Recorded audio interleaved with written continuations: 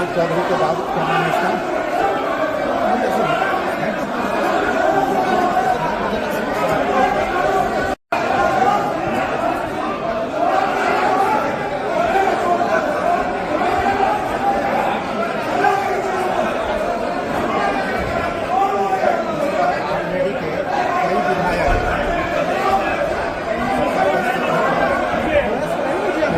Commission is not functioning as the Election Commission of India.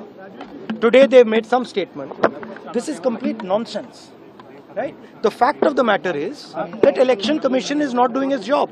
Now we have concrete 100% proof of Election Commission allowing cheating in a seat in Karnataka. Not 90%. When we decide to show it to you, it is 100% proof. Okay? And we just looked at one constituency and we found this. And I'm absolutely convinced that constituency after constituency, this is the drama that is taking place. Okay? Thousands and thousands of new voters. New voters. How old are they? 50, 45, 60, 65. New voters. Thousands and thousands and thousands, one constituency. Yes. And this is one thing, right? Voter deletion. Voter addition, new voters who are 18, who are way above 18. So we have caught them. Okay, and I want to send a message to Election Commission. Yes, sir.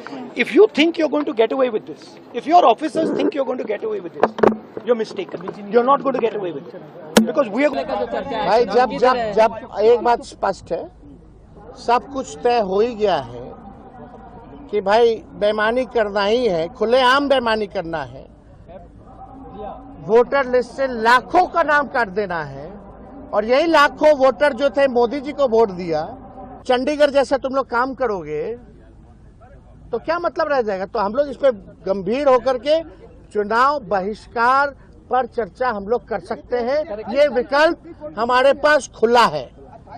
Supreme court में सुनवाई है तो होगा तो उसमें भी हम लोग पक्ष रखेंगे। सुप्रीम कोर्ट ने फटकार लगाया, इसके बारे में तो नहीं कहा। सुप्रीम कोर्ट ने आधार का सलाह दिया, इसके बारे में सरकार में विजय चौधरी वगैरह क्यों नहीं बोले कुछ? क्योंकि छुपाना है, बचाना है चुनाव आयोग को। मिले हुए लोग हैं ये लोग। Thank you. और अभी असली खेला तो 1 अगस्त के बाद ये लोग करेंगे। क्या बोलते हो, ARO जो ERO जो होते हैं, ERO जो है, असली खेला तो 1 अगस्त के बाद होना है। अभी तो बिना डॉक्यूमेंट के लोग अपने साइन करके अपने भर के अपलोड कर लिया, ठप्पी मार के।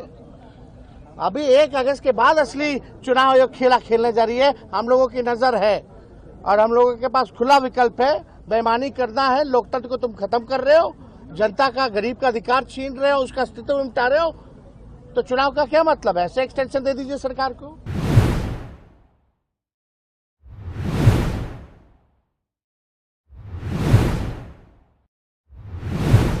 दिया है वो तो अंतिम प्रक्रिया है। पहले हम सब लोग मिलकर लोकसभा और विधानसभा से इस्तीफा दें और सत्ता पक्ष को अकेला हाउस चलाने दें।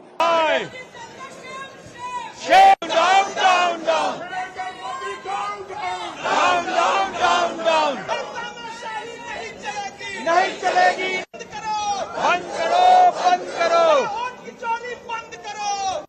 बीजेपी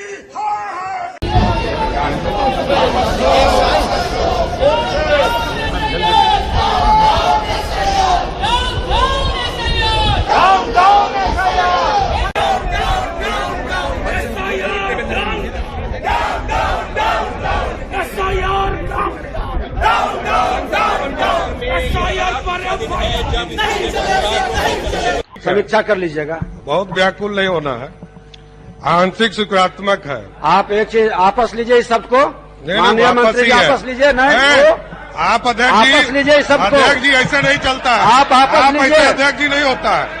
अध्यक्ष जी इस तरह का डायरेक्शन नहीं व्याकुल होना ये आसन को नहीं कर सकते हैं। आप इस तरह डायरेक्शन आसन को ये नहीं कर सकते हैं। आप इस तरह अध्यक्ष जी नहीं चला सकते। व्याकुल आसन नहीं, आप समझ लीजिए, कौन पूछेगा? इस तरह नहीं चलेगा। बहुत व्याकुल नहीं होइए। सदन स्थगित की जाती है। विधानसभा किसी का बाप का होता है, साला गुंडे के विरुद्ध लड़ करके आए हैं। आप हंगामा करना चाहते हैं मुख्यमंत्री को कहे मैं कह रहा हूं बैठिए आप पहले बैठिए अपने सामने बैठिए। सदन मैं चलाऊंगा, आप नहीं बैठिए। अब सदन की कार्रवाई स्थगित की जाती है 2 बजे तक।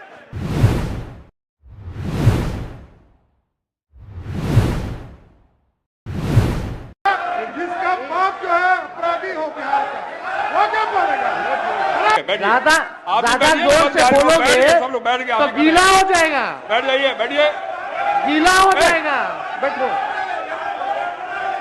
जी महाराज, आप कौन होते देखते पत्रकार। हैं? जिसका बाप जो है अपराधी हो बिहार का। अरे बैठिए ना, बैठ जाइए, बैठिए, बैठिए, बैठिए।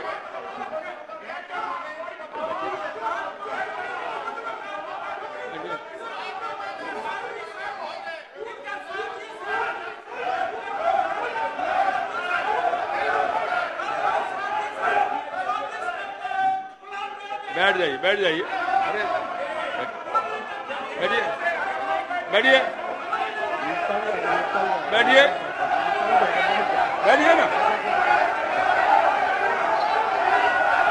बैठिए ना, बैठिए, बैठिए, बैठिए, बैठिए, सब लोग बैठिए, सब लोग बैठिए, सब लोग बैठिए, सब लोग बैठ गए, बैठिए। ज्यादा जोर से बोलोगे सब लोग बैठ गए, तो गीला हो जाएगा, बैठ जाइए, बैठिए, गीला हो जाएगा। बैठो। राहुल गांधी जी जो है ना, मुझे लगता है कि इस देश के इतिहास में पहली बार ऐसा हुआ है जब विपक्ष के नेता को इस देश से कोई मतलब ही नहीं है। कभी आपने उनको सीरियस पॉलिटिक्स करते हुए देखा है? 2 मिनट आते हैं, मीडिया में बोलते हैं और चले जाते हैं। कई एक ऐसे सेशन है जिसमें कि उनकी अटेंडेंस 0 है और उसके बाद उनको अपेक्षा होती है कि पार्लियामेंट में वो जब खड़ा हो उनके लिए माइक खड़ा हो जाए। पार्लियामेंट में आपको पता है एथिक्स है, रूल 349 है, वो ये कहता है कि आप बोलकर तुरंत बाहर नहीं जा सकते, आपको यदि बोलना है तो वहां बैठना है। मुझे लगता है कि उन्होंने नियम कानून पढ़ा ही नहीं।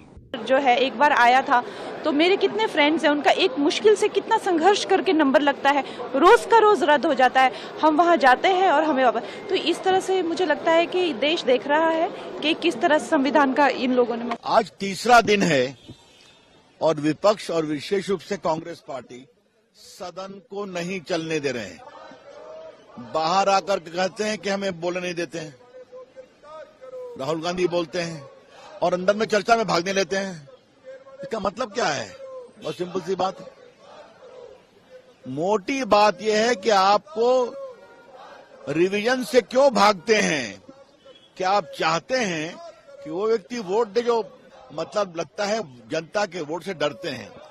और राहुल गांधी ने कल कहा कि मैं चुनाव आयोग को एक्सपोज करूंगा। जरूर करें, लेकिन मैं उनसे दूसरी बात कहूंगा, राहुल जी अगर आपको वोट नहीं मिलता आपकी पार्टी को तो हम क्या करें? आप लोकसभा में हार गए, आप हरियाणा में हार गए, आप महाराष्ट्र में हार गए, आप दिल्ली में हार गए, आगे बिहार भी हारेंगे। तो राहुल गांधी जी ऐसा करिए अपने विचार और आचरण से कि जनता आपको वोट दे, रोना बंद करिए।